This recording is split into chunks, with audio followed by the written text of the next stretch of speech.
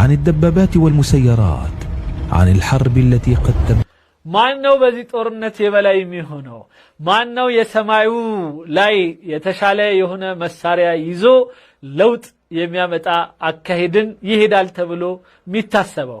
በመጨረሻም ማነው ይህንን ጦርነት አሸንፎ በብቃት አካባቢውን የሚቆጣጠረው? ليس تحليلا بل አሁን የምናወራው ዝም ብሎ ትንታኔ አይደለም። مواجهة أرقام وجيوش. هل تدركون ما يعنيه أن يقول رئيس وزراء دولة نريد منفذا على البحر ولن نبقى دولة مغلقة؟ ለመሆኑ የተዘጋን ሀገር ሆነን መቆየት አንችልም፣ የባህር በር ያስፈልገናል ሲል አንድ የሀገር መሪ ምን ማለት መሆኑን ትረዳላችሁ?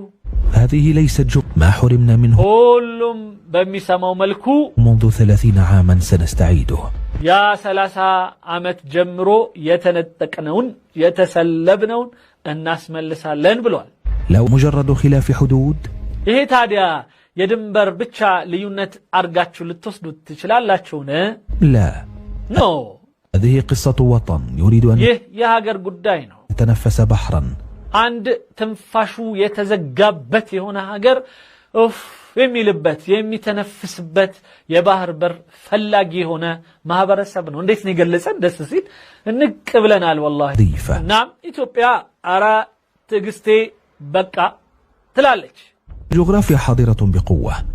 ጂኦግራፊው ደግሞ በጣም በኃይለኛው ተጨባጭ ሆኖ ቁጭ ብሏል። تتخيلون هذا ميناء صغير على شريط ساحلي عرضه 60 كيلومترا قد ይህ 60 ኪሎ ሜትር ብቻ ከኢትዮጵያ ድንበር ላይ የሚርቀው የሆነው ትንሹ ግን ወሳኝ የሆነ ወደብ አሰብ ስለሚባለው ታውቃላችሁን? يتحول إلى معركة إقليمية. ለአካባቢ ሁሉ ጦርነት ምክንያት ሊሆን እንደሚችል لكن نعم هذا ما يحدث عندما تغلق دولة كاملة عن البحر. አዎ ይህ ደግሞ አንድ ሀገር ሙሉ በሙሉ በዚህ መልኩ ከባህር ላይ ስትታሰር ሊፈጠር የሚችል መሆኑ እሙን ነው ይላል። እቺን ማመኑ ባውቁ ራሱ ጥሩ ነው። ድመት እንኳን በአሁኑ ሰዓት የማይበቃው ቦታ ላይ አፍኜ አኖረዋለሁ ካልክ ቧጭሮህም ቢሆን ያልፋል። إثيوبيا تحرك والآن سنذهب معكم إلى الميدان. አሁን ወደ ሜዳ አብረን እንሂድ። لا تحليلات ولا تأويلات بل أرقام طائرات ምንም ትንተናም ወይም ደግሞ ዘገባና ግምትም አይደለም፣ የአውሮፕላን ቆጠራ ውስጥ እንገባለን ይላል። دبابات مسيرات እንደዚሁም የተለያዩ ታንኮችንና ራዳሮችን ሁሉ እንቁጠር እንግዲህ سنقارن بين جيشين በሁለቱ ወታደሮች መካከል ያለውን ነገር እናወዳድር። نضع على الطاولة السؤال الأخطر. ከዛም አደገኛውን ጥያቄ እዛ ላይ ጠረጴዛችን ላይ እናስቀምጣለን። هل تستطيع أديس أبابا السيطرة على ميناء عصر؟ ኢትዮጵያ የአሰብን ወደብ ልትቆጣጠር ትችላለችን? إثيوبيا تمتلك واحدا من أكبر 5 جيوش في أفريقيا. ኢትዮጵያ በአፍሪካ 5 ታላላቅ ወታደሮች ያላት ኃይል ሀገር እንደሆነች እወቅ። بأكثر قوة البرية تمتلك أديس أبابا أكثر من 330 دبابة قتال رئيسة. ኢትዮጵያ ወሳኝ የሆኑ ታንኮች ካሏት ሀገር ሆና ከ330 ታንክ በላይ አላት። منها 220 في حالة جاهزية ميدان. ከነሱ ውስጥ 220 ሬዲ የሆነ ዝግጁ የሆነ ታንኮች ናቸው። إلى جانب مدافع هاوتزر. ሌላው ሃውትዝር ቢባል ሌላው የተለያዩ ታንኮች ወይም ደግሞ መዋጊያ መድፎች ራጂማት ቢኤም 21 ቢኤም 21 የሚባል ራጂማት ዕያር 122 ይለዋል ሚሊሜትር 122 ሚሊሜትር ትላልቅ የሆኑ ሚሳኤሎችን ሞርወር የሚችል ታንክ አላት። ሚሳኤል ወርዋሪ አላት። ዕያር 122 ሚሊሜትር ودبابات T-72 المطور. ሌላው እንደዚሁ በጣም አሁን ላይ የታደሱ ከሆኑትና ከአዲሱ ትውልድ ከያዛቸው የተለያዩ ምንድነው ይባለው ታንኮች ውስጥ T-72 የሚባለውም አለበት። ذوها بمحركات ودروع تفاعلية وصواريخ موجهة. አሁን ላይ በአዲስ መልኩ ከተለያዩ ሀገሮች በተገዙ ወደ ተፈለገው አቅጣጫ መወናጨፍ የሚችሉ ሚሳኤሎችን መሸከምና መወርወር የሚችሉ ተደርጎ የታደሱ የሆኑ ብዙ ታንኮች አሉ። سيريا في المقابل تمتلك نحو 65 دبابة. እንግዲህ በታንክ ደረጃ ስንመጣ ኤርትራ ደግሞ 65 ታንኮች አሏት። منها 29 فقط في وضع العمليات. ምናልባት ከዛ ውስጥ ደግሞ ለአገልግሎት የሚበቃው 29 ብቻ ነው ይላል። 29 ያስቃል። 65 ብሎ ሲያበቃ ከ65 ውስጥ ያው የዛን ኢጣሊያን ወይ ጥሎት ሄደው ነው ማለት ነው። 29 ብቻ ነው ስራ ላይ ሊውል የሚችለው ይለናል። وأبرز الأقدم والأضعف من حيث الدروع والدقة والمدى. ምንም በመወርወርም ደረጃ ይሁን በእንቅስቃሴና ኢላማን በመምታት የሚቀር በጣም አቅጣጫ ደካማ ከሚባለው መሳሪያ ነው። አضعፍ ማለት በአረብኛ በቃ የደከመ ማለት ነው። ይቅር ይበሉኝ እኔ ራሱን የተረጎምኩት ኢትዮጵያዊ አይደለም ግብጻዊ የተናገረው ነው። ደጋፊያችን የኤርትራ መሸሸጊያችን የኢሳያስ አፈወርቂ የጉያ መወሸቂያችን የሆነው አብዱል ፈታህ ሲሲ ልጅ ነው ይሄን የሚለው ወይም የነሱ ሰው ነው ይሄን የሚለው። لكن هل تخوض الدبابات حربا وحدها؟ ነገር ግን ይላል አሁንም ትንሽ የኤርትራውያኖቹን ወገብ ጠበቅ ሲያደርገው አይዟችሁ ግን እንትኑ ምንድነው ስሙ ታንኩ ብቻ አይደለም ይዋጋው እኮ لا لأنها تحتاج مساحات للمناورة. ቦታ ያስፈልጋል ሰፋ ያለ ቦታ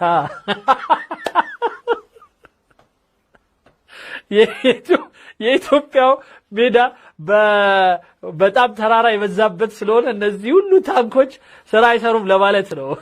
ግን ደስ የሚል ምንድነው የሚባለው ማጽናኛ ወገብን ጠበቅ አድርገህ ታንኳን ባትሰራም እንደው እየገፋም ቢሆን ተንቀሳቀስ ኤርትራዊ እያለ ነውና ታሳብ አካባቢ ላይ ዘወርወር ብሎ እንደፈለጉ የመተኮስ ብቃት ካለ አይዞ ይላል ኤርትራዊ አይዞ ኤርትራዊውን ሲያጽናናው። إثيوبيا وإرتريا أكثر من 1000 كيلومتر من التضاريس الوعرة. ኢትዮጵያና ኤርትራ መካከል ከ1000 ኪሎ ሜትር በላይ የሆነ በጣም ውስብስብ የሆነ እና ተራራማ ሸንተራራማ የሆነ ምናምን በጣም አስቸጋሪ የሆነ አካባቢ አለ። جبال تتجاوز 2050 وديان سحيقة.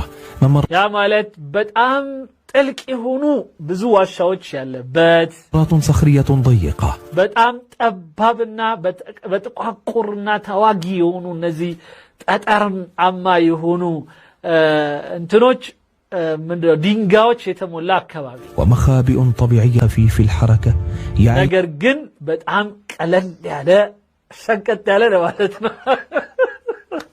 አንድ ኤርትራዊ ትዛላላችሁ እና ተዋጊ ማለት ነው። ግብጻዊው በደንብ ሲገልጸውና አይ የሚያስፈልገው እዚህ ቦታ ላይ ሸንቀጥ ያለ ቀጫጫ የሆነ እንደዚህ እንደ እባብ በየጢሻ ውስጥ መሽሎክሎክ የሚችል ለظهر ጠዋት ተነስቶ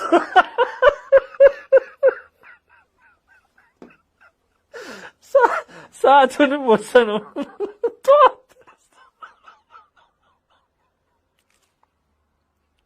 ከሰዓት መዋጋት አይችልም።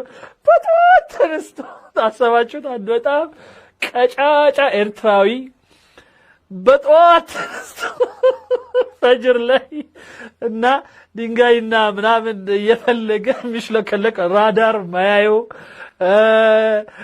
የአውሮፕላን ምናምን ማያየው በፍጹም ከምንም እንትን ውጪ የሆነ ማለት ተሽሎክላኪ سيريا لا تجيد القتال في القوة الجوية.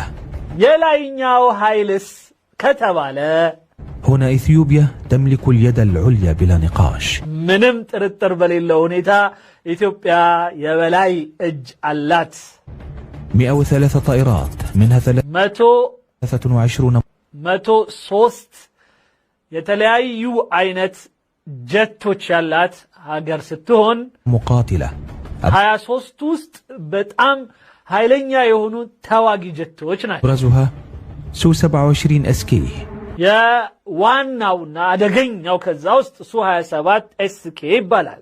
وسو 30K ሌላው ሱ 30K ሌላው ደግሞ ሱ 30K ይባላል።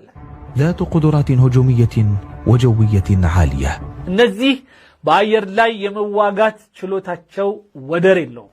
هذه الطائرات مزودة برادارات قوية ومدى እነዚህ አውሮፕላኖች በልዩ ፍጥነት በልዩ ብቃት ማየት የሚያስችላቸው ራዳር የተገጠመላቸው ናቸው። ناري واسع በጣም ሰፊ የሆነ እሳት አካባቢው ላይ መልቀቅም የሚችሉ ናቸው። صواريخ R27 متوسطة المدى وR73 قصيرة المدى ومدافع آلية فعالة. እነዚህ እንግዲህ የጠራቸው R30 ምናምን የሚባሉ በጣም አደገኛ የሆኑ ሚሳኤሎችን መጥፋት የሚችሉ አደገኛ የሆኑ የጦር ኃይሎች ናቸው። سلاح الجو الإثيوبي قاتل في حرب تيغراي. ኢትዮጵያ የአየር ኃይል በትግራይ ጦርነት ተሞክሮ ብቃቱን አሳይቷል። ونفذ ضربات دقيقة بمستوى احترافي. በጣም ልዩ በሆነ የእውቀት ላይ የተመሰረተ የሆነ ከፍተኛ ጥቃትን በደንብ ሰንዝሮ አሳይቷል። ما يجعل إثيوبيا مؤهلة للسيطرة الجوية الكاملة. ይህም ሙሉ በሙሉ የአየሩን አካባቢ ተቆጣጣሪ ያደርጋታል። على مسرح المعركة. በዚህ የጦርነቱ መድረክ ላይ ይህ አለ የሚባል በቂ የሆነ ኃይሏ ነው።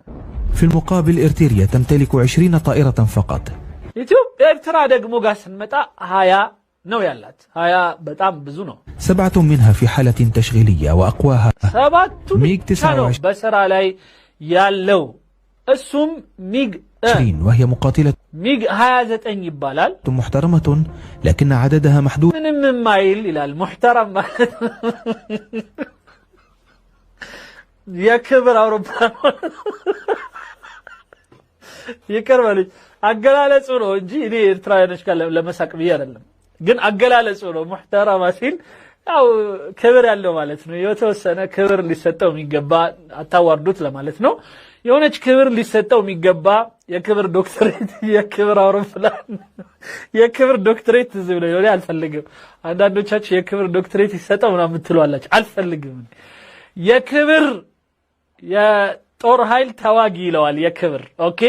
وقدراتها الدفاعية لا تكفي لردع الضربات الجوية الإثيوبية.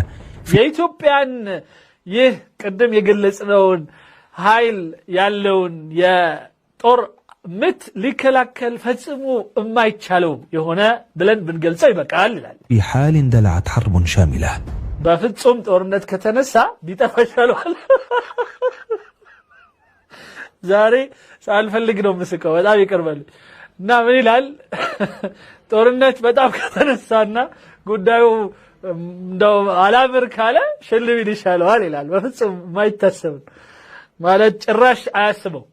لكن هل السيطرة الجوية تحسم كل شيء؟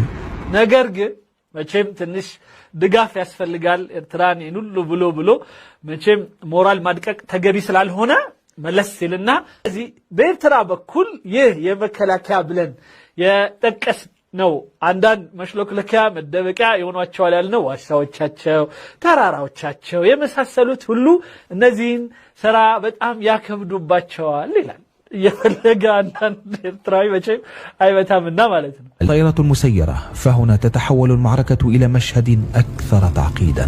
ነገር ግን አሁን ይህንንም ደግሞ በጣም የሚያከብደው ይሄ ድሮን የሚባለው ነገር ነው። ኢትዮጵያ ይሄ ድሮንሽን ለምን ያሸነው? ድሮኑ ደግሞ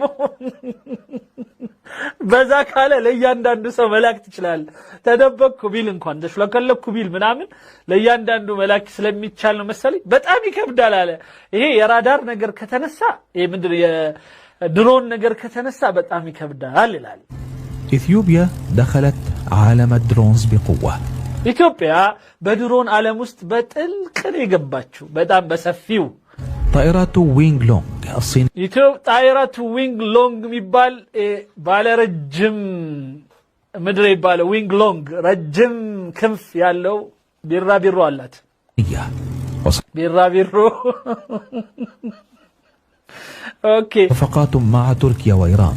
ይሄ ደግሞ ከቱርኪያ ከኢራን ተሰብስቦ የመጣ ነው። ومصنع محلي للإنتاج والتطوير.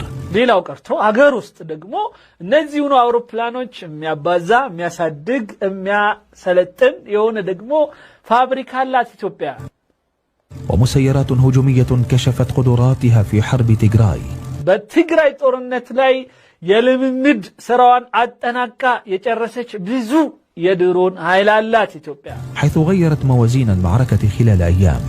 በትንሽ ቀናት ውስጥ ጦርነትን እንዴት ማሳጠር እንደሚቻልና የሚዛን ኃይልን መቀየር እንደሚቻል ያሳየ ነው። أضف إلى ذلك اتفاقات عسكرية مع الصين እንደዚሁ ደግሞ ከቻይና ጋር ኢትዮጵያ ያደረገችውን የድሮኖች ስምምነት ደግሞ ጨምርበት ላይ نقل تكنولوجيا شي 7 ይህ ሺ 7 የሚባል ለየት ያለ የሆነ ደግሞ ጦርነት የጦር ምንድነው ስሙ ድሮናል حية بعيدة المدى التي ستحدث قفزة كبرى في قدرات المراقبة والاستهداف. እነዚህ ተከታትለው ኢላማ አድርገው በማጥቃት ረገድ ወደር የሌላቸው የሆኑ ድሮኖች አሉ። إرتيريا من جانبها بدأت تدخل السباق لكنها لا تزال في البدايات. ኢትዮጵያ ኤርትራም እንደ ነገሩ እዚህ ውድድር ውስጥ ገብታለች ግን ገና ላይ ናት ይላል አሊፍ ላይ ናት መጀመሪያ ላይ ናት ማለት روسية الصنع إرتيريا من جانبها بدأت تدخل السباق لكنها لا تزال في البدايات. መጀመሪያ ላይ ናት ገና ካለ በኋላ ቢዳያት في 2022 በ2022 استلمت 8 مسيرات 8 ድሮኖች ከሩሲያ የተረከበችዋል زالاكيب روسية الحجم بطيئة በጣም ትንሽ የሆነች نسبيا لا በጣም ረጋ ያለች ቢለው ደስ ብሎኛል ረጋ ያለች ናት በጢእ ናት ማለት ዝንጉ ማለት ነው ወይስ ደግሞ ምንድነው ይባል በጢእ ምን ነው ማንም ይተረጉምልኝ በጢእ ማለት ኋላ ቀር ማለትም ይሆናል ወይም አንዳንዴ ከፊት አንተ ስትሮጥ እሱ ኋላ የሚቀር ወይም ያለከልክ ምናም ማለት لكن هل هذا يعادل القوة الإثيوبية؟ ታዲያ ይሄ ከኢትዮጵያ ኃይል ጋራ ይወዳደራልን ካላችሁ لا መልሱ ነው በፍጹም لكن رمزي وبدأت تدريب قوات بحرية بالتعاون مع روسيا. ከዛም ይህ ጉዳይ እንደሚሳካ ተማምና ወይም ሌላ አቅጣጫ ኖሯት ከራሻዎች ጋራ ልምምዷን አጠናቀቀች። الهدف بناء بحرية بلا بحر ይህም ያለ ባህር የባህር ኃይል መገንባት የሚል አነሳስ ነው። ይገርማል። በጣም እርግጠኛ ናት ማለት ነው ኢትዮጵያ ኢንሻአላህ አላህ ደግሞ ያሳካላል። هيدا الامتلاك ميناء لكن حتى هذه ይሄ بنية امتلاك الميناء በቃ ወደብ ይኖረኛል ብላ እርግጠኛ በሆነ ጽኑ ፍላጎትና ስሜት እሳቤ